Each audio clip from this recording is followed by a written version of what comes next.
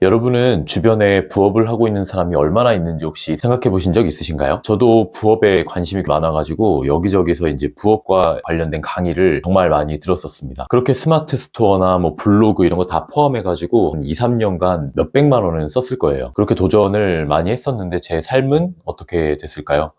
사실 비슷했습니다. 오히려 남들은 다 하는데 저만 못하는 것 같다라는 생각이 좀 들었고, 그래서 약간의 우울감이 들기도 했었어요.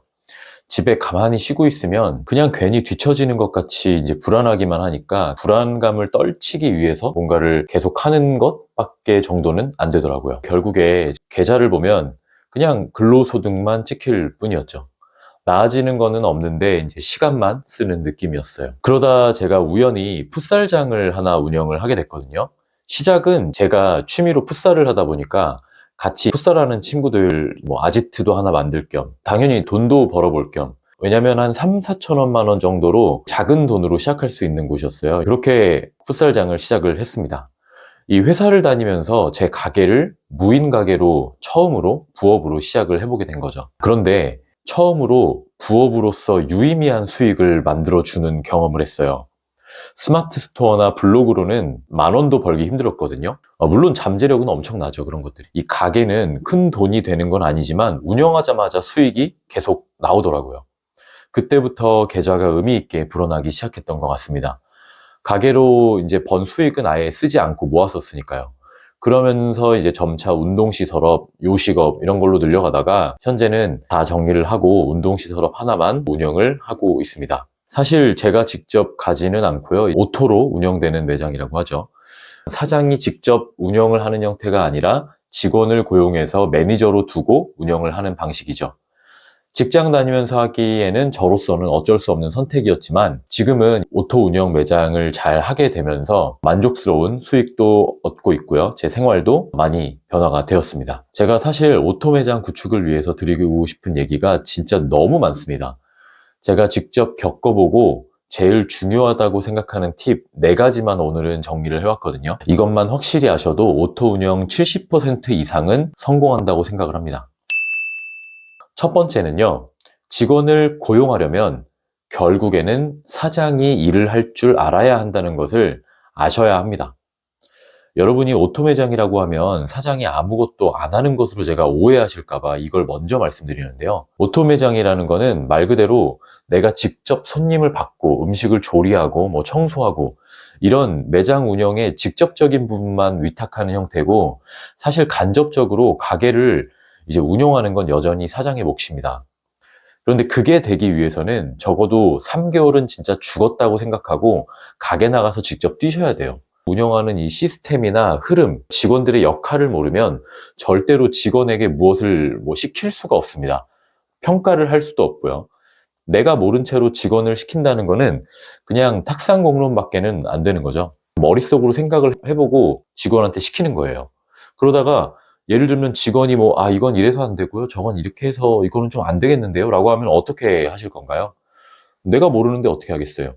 당연히 직원 말만 믿고 문제 해결도 직원의 관점에서 하게 되겠죠.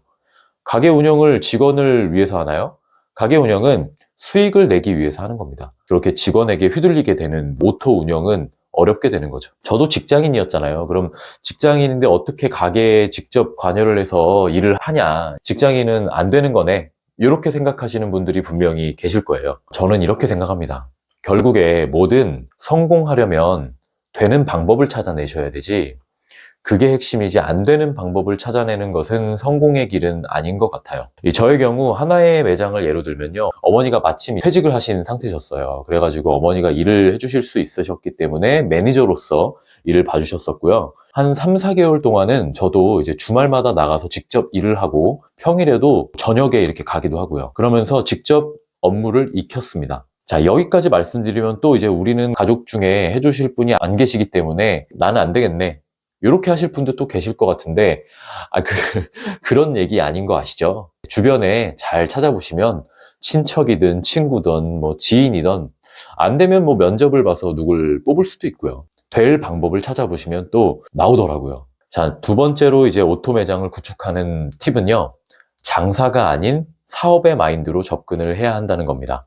여기서 말하는 장사는 구분을 하자면 내가 현장에서 주문받고 만들고 뭐 정리하고 퇴근하고 뭐 이런 구조예요.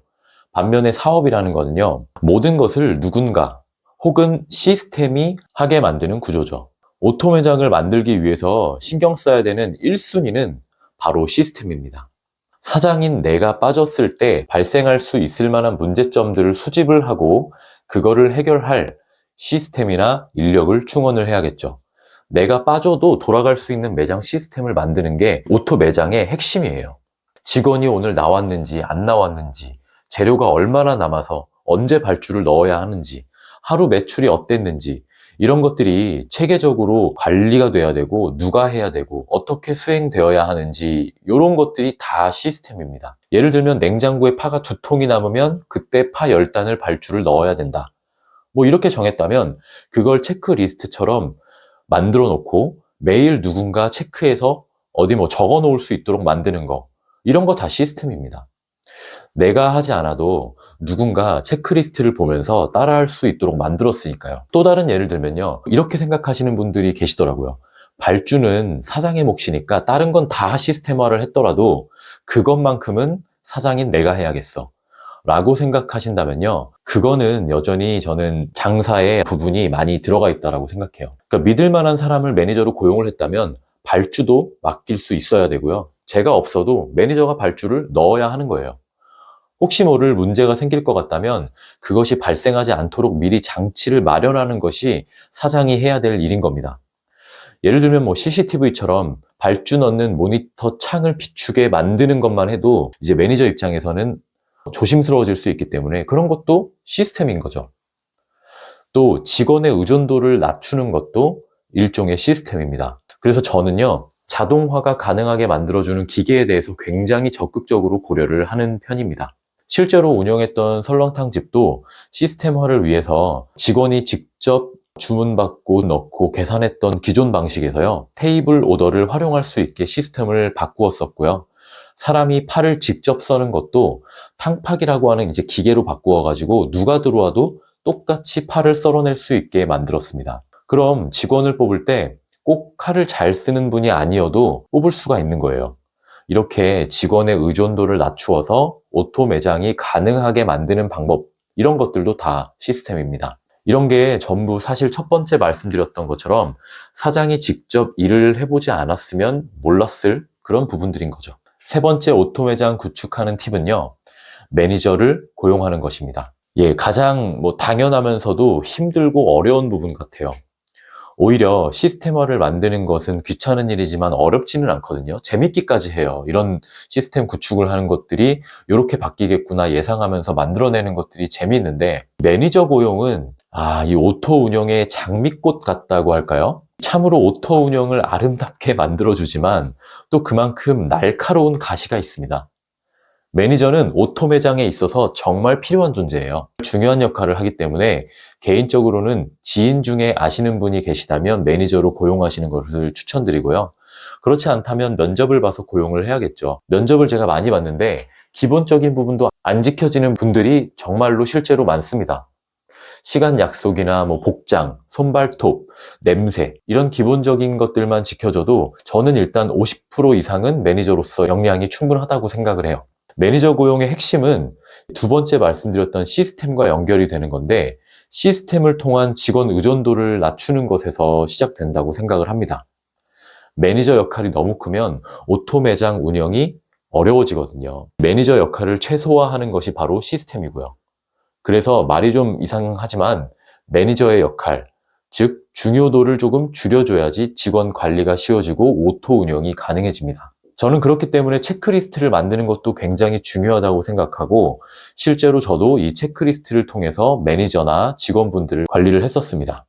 출퇴근 기록부를 쓰고요, 매장 오픈부터 마감까지 시간별로 누가 무엇을 해야 되고, 이런 거를 체크리스트로 만드는 거죠. 이건 역시 첫 번째, 직접 사장이 일을 해봐야 한다라는 것과 또 연결 지을 수 있는 부분입니다. 네 번째는요, 직장인처럼 처음 창업을 시작하시는 분들이라면 프랜차이즈로 시작하라는 거예요. 프랜차이즈의 다른 말이 뭔지 아세요? 시스템이거든요. 프랜차이즈를 한다는 건요, 그들이 만들어 놓은 시스템을 사는 겁니다. 매뉴얼이나 체크리스트, 인력 교육, 매출 관리, 매장 오픈부터 운영까지 프로세스가 잘 세팅된 그런 프랜차이즈를 찾는 것이 관건이겠죠. 물론 프랜차이즈에 대한 우려가 많으신 거는 다 알아요. 요즘 시기에 프랜차이즈 장사하면 본사만 배불러 준다는 것도 맞기도 하고요. 그렇지만 프랜차이즈를 잘만 고른다면 두 번째 말씀드렸던 시스템에 대한 문제를 확연히 줄여줄 수 있어요. 그 말은 첫 번째, 내가 직접 나가서 일을 해야 하는 시간이나 노력도 많이 줄여준다는 거죠. 어차피 오토 매장을 만드는 목표가 이걸로 경제적 자유를 이루겠다는 것까진 저는 아니거든요. 저의 목표는 예전에도 말씀드렸지만 캐시카우예요. 캐시카우를 만들어 놓고 다음 단계로 가는 게 저의 관점이기 때문에 프랜차이즈 본사를 배불려주는 건 나쁜 게 아닌 것 같아요. 저만 벌면 되니까요. 프랜차이즈에서 제공하는 시스템을 잘 활용해서 내가 그 적당한 비용을 지불하고 그 시스템을 사용한다고 한번 생각을 해보시면 좀 도움이 되실 겁니다. 여러분 여기까지 들어보시면 아시겠지만 첫 번째, 두 번째, 세 번째, 네 번째 이런 팁들이 다 연결이 되고 있거든요. 결국 모든 것들이 맞물려서 원활히 돌아갈 때 오토 매장이 만들어지게 되는 것이죠. 다시 말씀드리지만 오토 매장 사실 없습니다. 직접 청소하거나 음식을 조리하거나 요식업이 아니라면 손님 유치를 위해서 상담을 해야 될 수도 있고요. 이런 이제 직접 관여에 대한 부분을 안 할 뿐이지 그 뒤에서 시스템을 구축하고 인력을 관리하고 직원들에게 비전을 제시하고 이런 부분들이 모두 사장의 일인 거예요. 그런 것도 하고 싶지 않으시다면 솔직하게 말씀드리면요. 가게의 오토 운영 포기하시는 게 맞습니다. 오토 매장은 장사가 아니라 사업이에요. 사업을 못 하시겠다면 차라리 장사를 하시는 게 낫다고 저는 생각을 합니다. 저도 한때 오토 매장을 3개를 동시에 운영을 했었거든요. 그런데 사장이 아무것도 안 해서 그렇게 편했으면 제가 지금까지 계속 했겠죠. 그런데 저는 역량이 안 되다 보니까 회사를 다니면서 그렇게 하기가 너무 어렵더라고요. 제가 이렇게 유튜브로 오토 매장을 만드는 방법 이렇게 말씀드리는 것도 사실 먼저 해본 사람으로서 제 의견을 말씀드리는 것뿐이지 꼭 정답은 아닐 수도 있습니다. 도움이 되는 부분들을 먼저 이렇게 간접 경험해 보실 수 있을지에 대해서 제시를 해드리는 것뿐이에요. 저는 참 어릴 때부터 이것저것 돈을 위해서 많은 시도를 해봤던 것 같습니다.